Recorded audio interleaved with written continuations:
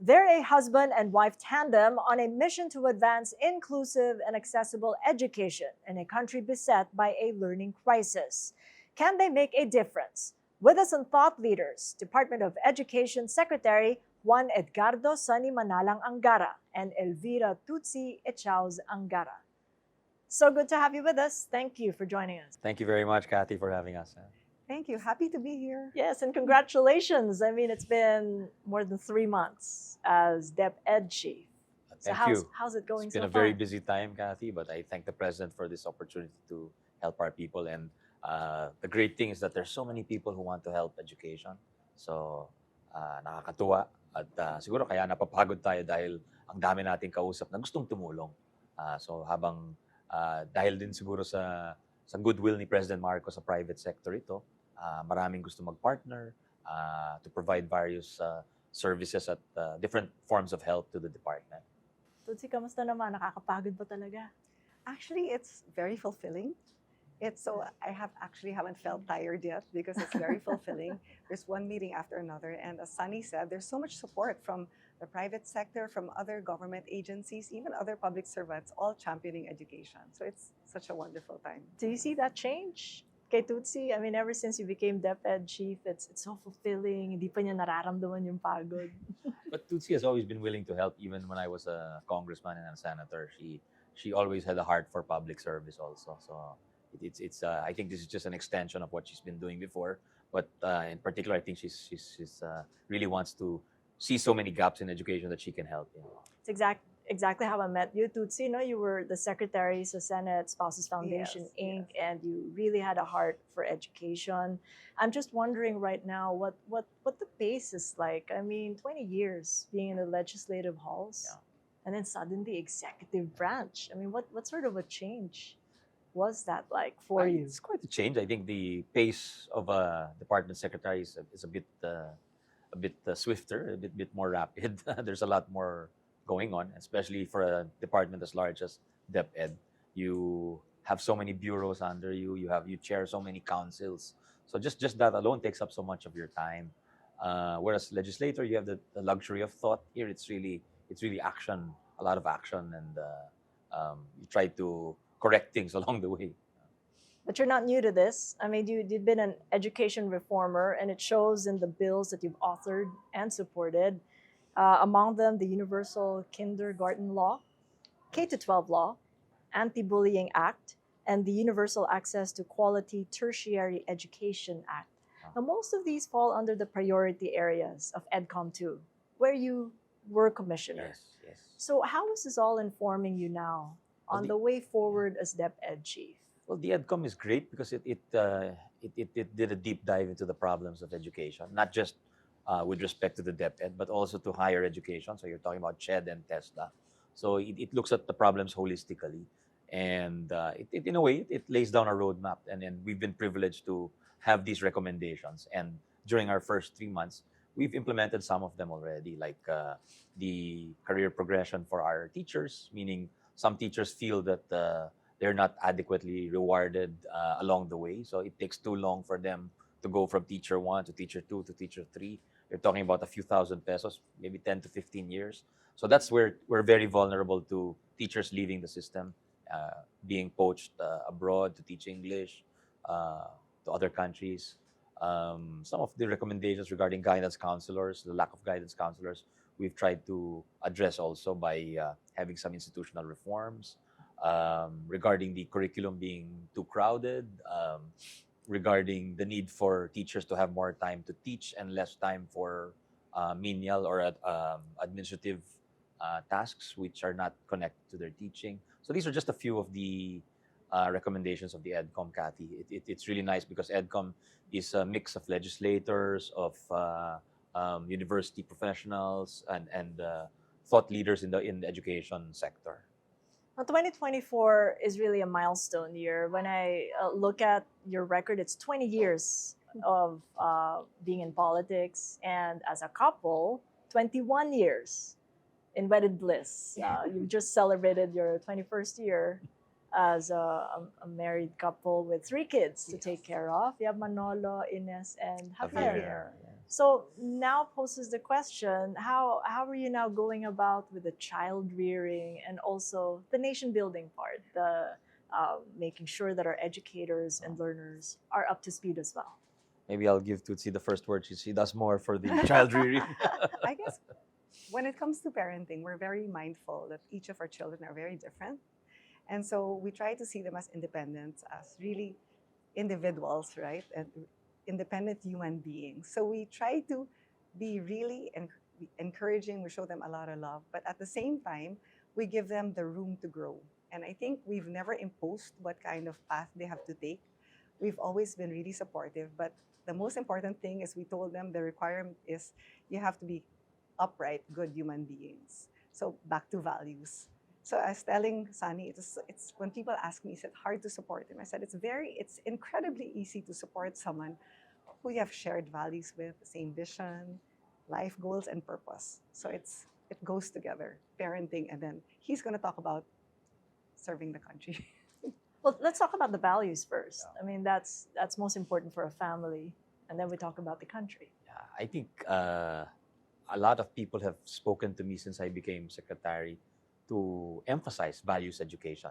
Because, in the public education sector, we don't teach religion, Cathy, So we expect it to be taught at home. But I think a lot of people feel that some of the values and the soft skills, the line between values and soft skills it's a fine line. And, the ethic of working hard, of valuing, kind of having a growth mindset, the value of putting in time before, to the emotional intelligence type of thing, where you don't expect instant gratification. Some of these things, I think, need to be emphasized for this generation. So we'll try to make sure these are somehow also placed in the curriculum, because I think if you look at other countries, many of them have shifted to that kind of approach, meaning less competitive exams at the younger ages, and more of emphasis on values and being good citizens, having good manners, having the right conduct, etc. Respect for others. Respect for others, working the needs of the community rather than perhaps a more individualistic approach. Yeah. Do you have a model country? There's quite a few, I think. I think Finland, Japan, maybe Singapore. I think there's a few who do education well. Made a mention of this generation, but we're talking about two generations in your household. When it's the kids, Manolo and Ines, Gen Z, and Javier, Gen Alpha. A. Yeah. The alpha What's generation. what's it like? I mean, what do you talk about during dinner? What's what comes out of their points of view, being in two generations at the same time? When it comes to parenting, actually, but regardless if you're a millennial, Gen Z, or Alpha, we really try to instill old-fashioned good values. But you try to meet them where they are and try to communicate in their language. So we send them because the two of them are abroad, and they're millions of thousands of miles away. So we communicate. So funny because it's so important to be connected as a family. So I just thought of it now. We send them a lot of memes, right? We communicate through memes. That's very Gen Z, right? So he'd send them 7 ways to stay positive. I'd send them prayer for my son, prayer for my daughter. So we communicate in their language. If you send them a message on Viber, they won't reply. But if you send them a message on Snapchat or Instagram, you see that they've seen the message and then they reply with another meme.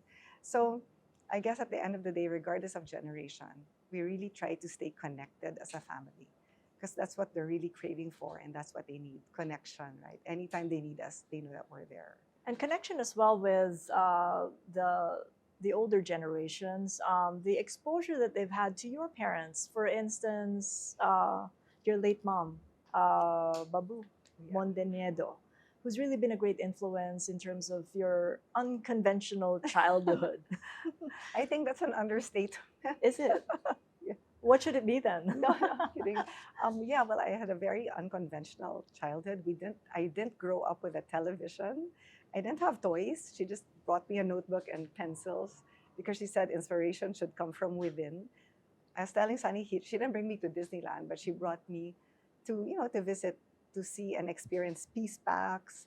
She brought me to Disneyland. She brought me to Disneyland. She brought me to visit, to see and experience peace packs. She brought me to, to visit, to see and experience peace packs. She brought me to Disneyland. She brought me to visit, to see and experience peace packs. She We visited political prisoners. So yeah, so that's actually a wealth of memories that she gave me. Memories and yeah, and an education that is customized for very uniquely, if you will. So what kind of legacy do you think your mom had before she passed on to your kids as they were growing up? Actually, my mother and his father were really such great and loving grandparents to our children.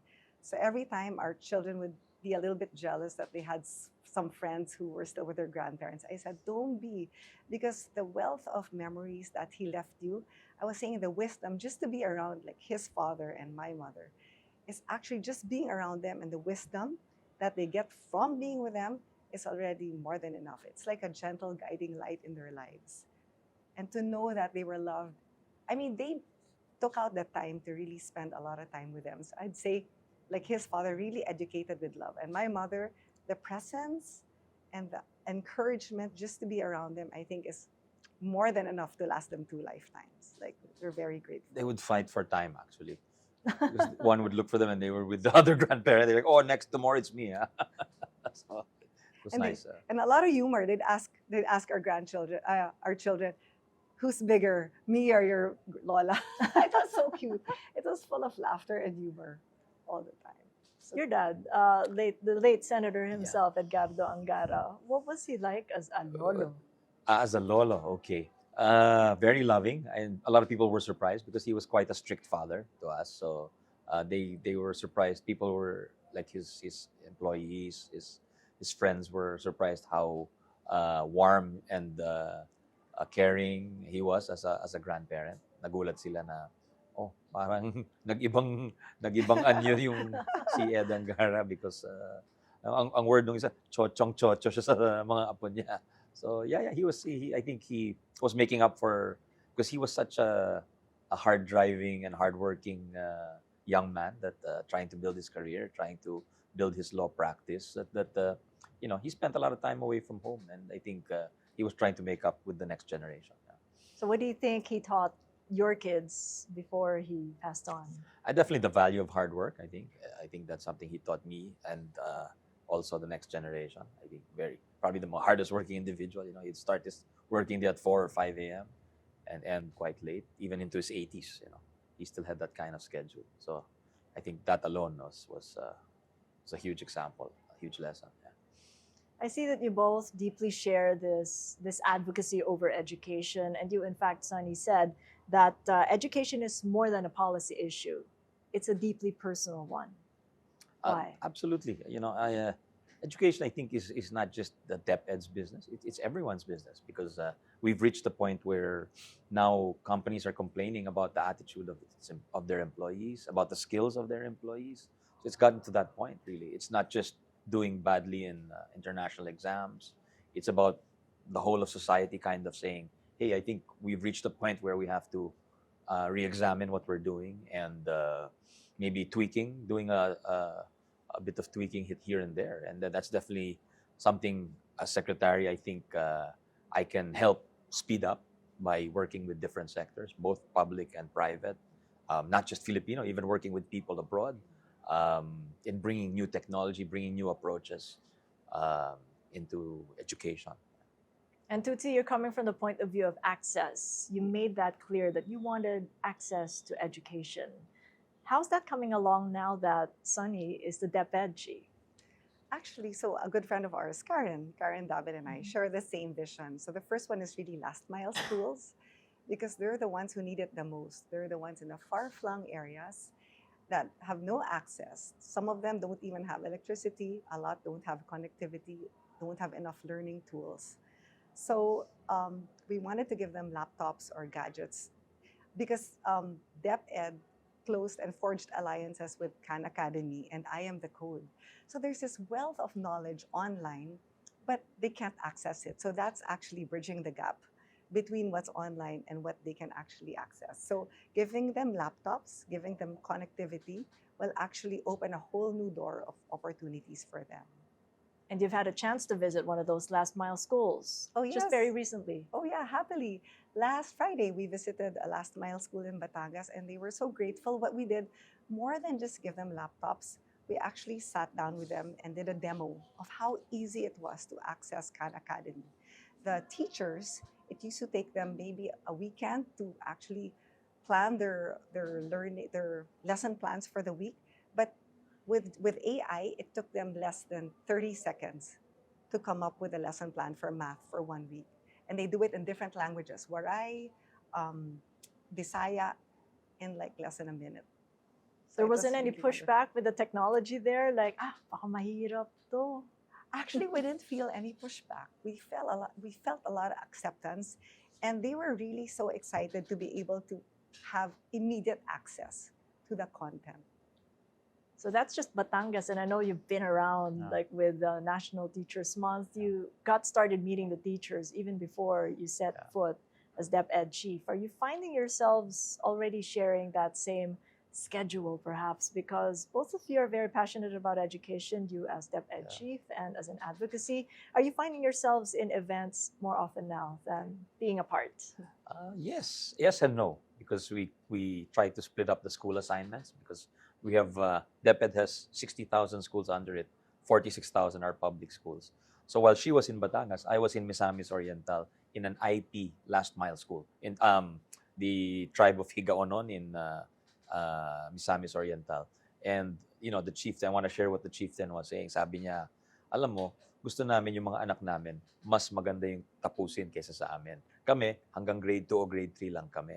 Itong mga anak namin ngayon, grade 7. Pero pag binigyan kami ng DepEd na integrated school dito, makakatapos na sila ng high school. At yun ay bago sa aming tribo. So, that's I think that's something that we should really aspire to in terms, because we're talking about access.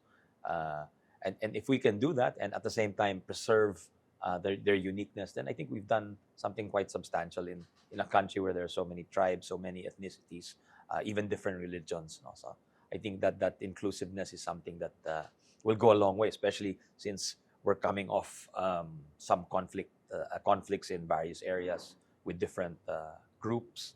So I think education can be a healer. It can also be just like it can be a powerful tool for so many things. It can also help heal political differences. And you've chosen Mindanao as your first MANCOM site for the new DepEd group. I mean, how did that choice come about? Not, typically MANCOMs are held here in NCR, but you Yes. took that to Mindanao. Yes, because we wanted to show the people at the grassroots, because DepEd has grown to become such a big organization.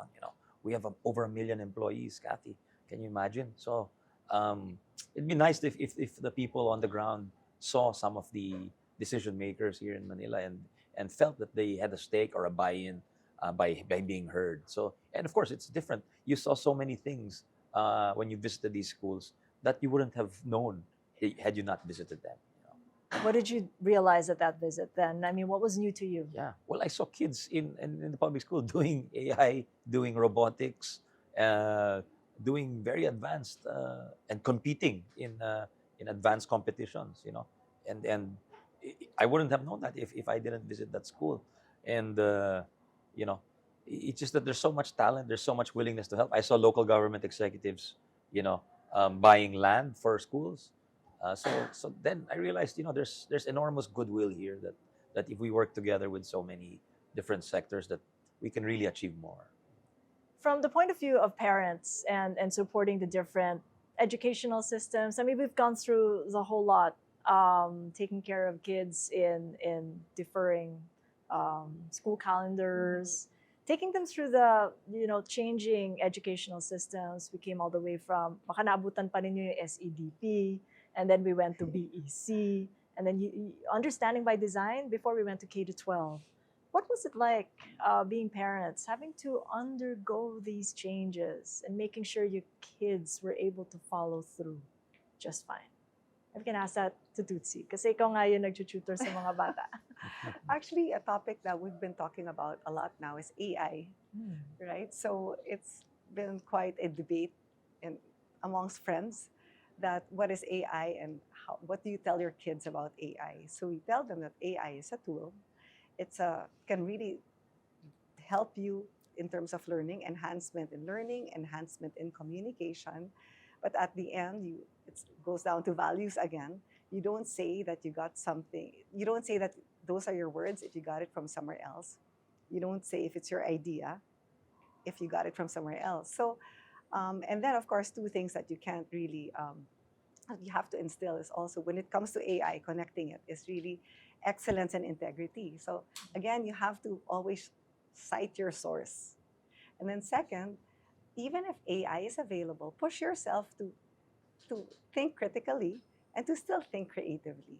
So that's actually the challenge now for the kids these days.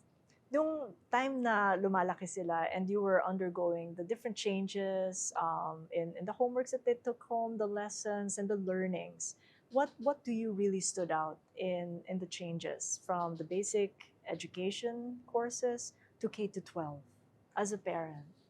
Actually, there was a huge jump. For me, the 4 years, as they said, no, the kids now, there's a 4-year delay that there are 2.6 million children that need intervention. I'd like to say even our son is part of that. Because studying at home is really not the same as being in school with your peers, with your teachers, really monitoring how you're actually going through your classes. So it's really very difficult. I think the take home during the pandemic was actually, I'd like to say 2 years. 2 years actually wasn't really school for them. It was something that they just had to get along with, but really didn't learn a lot. So the learning gap worsened. I mean, if we're talking about a baseline of 5.5 years, it could be bigger post-pandemic. Diba yung nakikita ninyo? Yeah, As they Chief? say it's 5.5 to 6 years back, a deficit, learning deficit. So it's quite a mountain to overcome, but you have to do it gradually. I think there's a way of addressing it, and I think the direction of decongesting the curriculum is good and focusing on essential foundational skills and competencies: literacy, numeracy, reading, comprehension, mathematics, science. I think that should be the way to go. And in terms of K to 12, I just realized that as a parent, it made me realize that kids in the private schools and the public schools, so K to 12 is an equalizer actually, because before K to 12, I already did 13 years of primary or basic education. Without the K to 12, it wasn't required. But because my parents made the decision to send me to a school that provided kindergarten and nursery before grade 1, and it had merong grade 7 na wala sa public school, yun ang nakita ko na may advantage na nga yung private in terms of economic circumstances.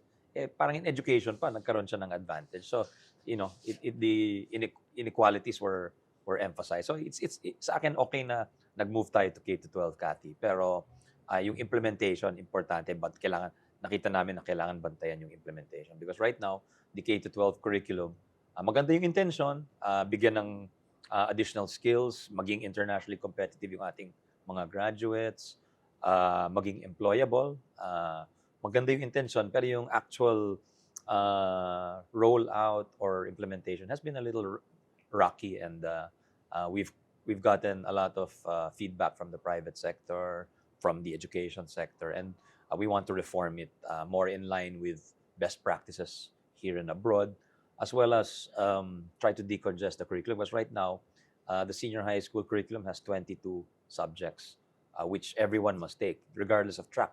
If you want to go TechVoc, technical vocational education, meaning you don't plan on going to college in the near future, o kung magka-college ka, academic track ka, or mag-sports or arts ka, you have to do 22 subjects, which is too much. You go all over the world. No one requires their senior high school students or similarly aged students to do that number of subjects. They require you to pick the subjects. They give you freedom to choose the subjects that you desire, and to develop a certain rigor or mastery of these subjects. Because parang pre-college mo yan eh. So, tayo parang tinambakan natin yung curriculum na halos lahat na walang focus masyado. So, that's something we want to retool. And number 2, yung promise of employability, kasi umangal yung mga parents, mahirap nga kami, tapos bibigyan mo pa kami ng 2 taon, mawawala pa yung mga anak namin ng 2 years earning capacity or loss of earning capacity.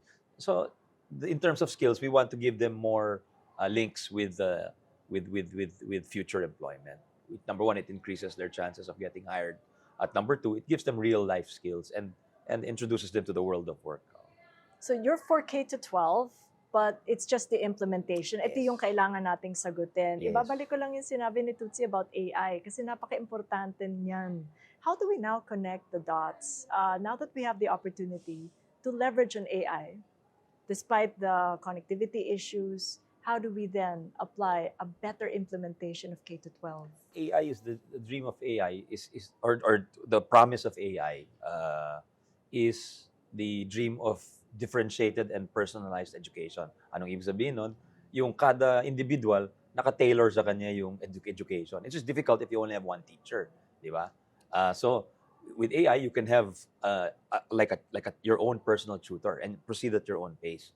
So yung mga medyo mabilis na estudyante, they can go advanced. Tapos yung medyo challenged, they can get more attention from the teacher. I think so. AI helps the teacher and it also helps the learners in that way. So tingin mo ba ma-resolve yung issues that we have with AI? And from your point of view as a parent, how best do you think that approach could be for the kids? No, definitely yes, because it's here and now and definitely here to stay. So as parents, you have to guide them to actually learn how to adapt to all of the technology. And one more advocacy I wanted to share was also I am the code. Speaking of being employable, senior high school graduates being employable. So they forged a partnership also with DepEd, and the founder, it's a global movement, and the founder actually gave us access to 60,000 courses in coding for junior and senior high school. So once they're given access and they can actually take these courses, and a lot of them are certificate courses, and once they get their certification, they can actually be employable after graduating from senior high school, right then and there. So it's great. It opens a whole new door of opportunities, and we can actually really emphasize how important it is. What do you tell your kids about AI when they say, "Ma, I did this through AI"? And do you support that or do you tell them, may parang addendum ka pa na, oh, huwag ka magpapakasanay, ha? No, actually, with our youngest, he won't even touch it. He's 13. He won't even touch it Because because school doesn't allow it. because his school doesn't Yeah. allow it, and he himself won't even look at it because he wants everything to originate from himself. Our elder ones, they're the ones who I ask, is there an AI tool to actually transcribe a script, and they know everything about it. So we just remind them, remember, just cite your sources. Don't say it came from you if you got it from somewhere else. And the importance of actually just the integrity issue, right? Just reminding them how important it is to actually cite your source. Always. Kailangan talaga gabayan. Yes.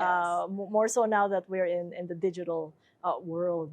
Balikan na natin yung basic education because it appears to most experts that the problem really begins in early education and nutrition, even before the child gets to school. Sa tingin niyo ba mas gumrabe tong problemang to after the pandemic? I think it's we passed the universal kindergarten law, so meaning kids 5 years old now have to go to school.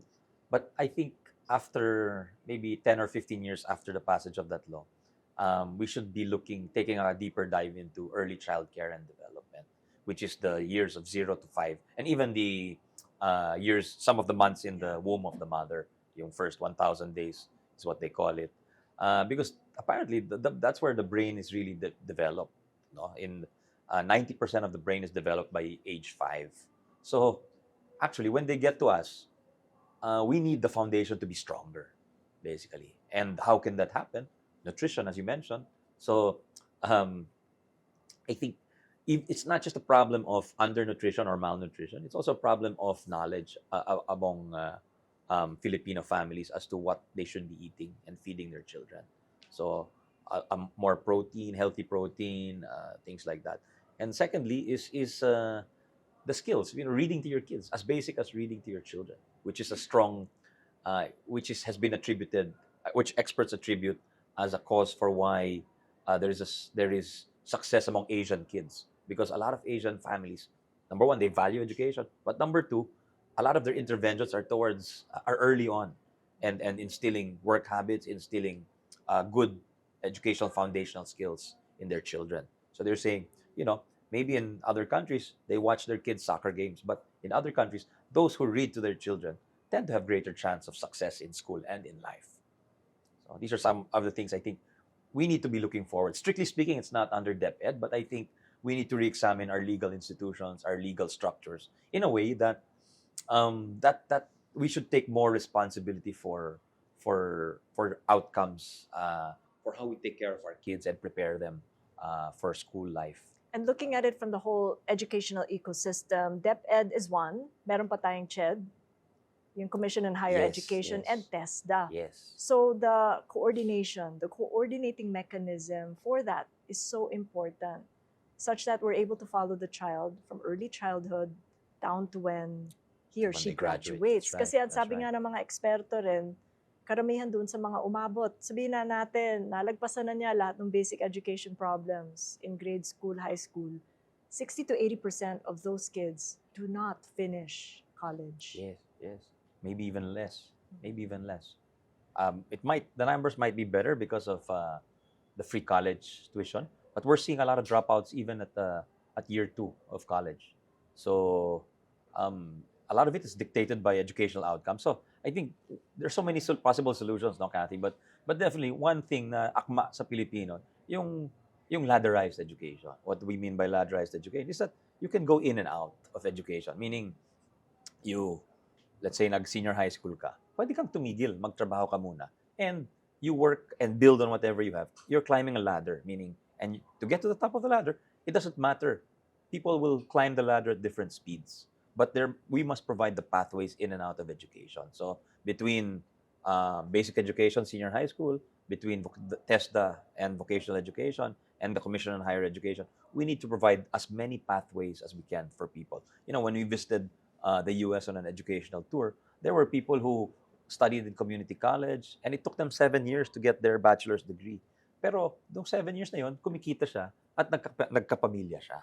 So in that 7 years, nagawa niya lahat na yung personal goals niya through education, yung family goals nila, yung nagkapamilya sila, they were able to work and earn and start a family. So we need to think in those terms, I think. Because right now, masyado tayong rigid eh. Kung tapusin mo yung high school mo, tapos mag-college ka for you.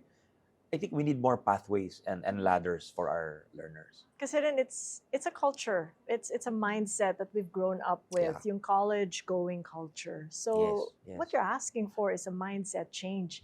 Na okay lang, na hindi ka muna mag-graduate. Baka you want to take a technical vocational course, do some TESTA courses Yes, first, and then yes. pagpatuloy yung college, or maybe not. How do we change that mindset though? Well, maybe you should watch this interview with Elon Musk, and he said, I don't want to hire someone with just a college degree. I want to hire someone with specific skills. So I think that's the mindset we need. We need to think in terms of skills and competencies rather than just degrees. Because degrees, they and what do those degrees represent? We have people who have achieved so much but never finished college. I was surprised. So we need to recognize that there are certain competencies which don't equate to degrees. And now I think in the world, yung what they call micro credentials, things like that. The president has told us, these things, we should consider them because mas akma nga siya sa Pilipino di ba? Yung Pilipino, konti lang importante ang kanyang oras eh.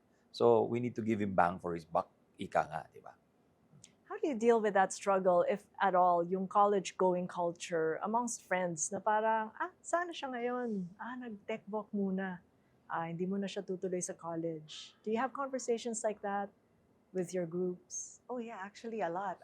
Actually, our son, when he asked us if he could go on a gap year, I was a little bit apprehensive. But This was Sonny- Manolo, no? This is Manolo, Yeah. but Sonny was very open. He said, yeah, in that 1 year, he can find himself. He can actually go and try out he wanted to be an international tennis player. So go ahead. They don't know who they are at 18 years old. And if it will take him 1 year to find himself, that's part of education, right? Actually getting to know what you really want in life. And that 1 year was so important and essential. When he came back, now he's so excited. He's in his second year and really driven. We've never seen him so driven to really excel in college. So he needed that. So you can't be rigid about education. It has to be free flowing because it's very actually personal to each kid. to each person. Does he still want to be a tennis player? No more. Not that he now- doesn't want to play tennis, but I think he's still as sporty as no, plays basketball Yes, with he, you. he represented the Philippines in the Junior Davis Cup. So he was a top tennis player in the Philippines. But he realized, maybe there's more things to life other than tennis, Cathy. Catch us again next Thursday for the second and final part of our conversation with Sonny and Tootsy Angara at 9 p.m. Philippine Standard Time on One News. You can also check out the long conversation on YouTube, Spotify, Apple Podcasts, and Google Podcasts. And if you haven't done so, like or follow my social media pages. I'm Cathy Yang, and this is Thought Leaders.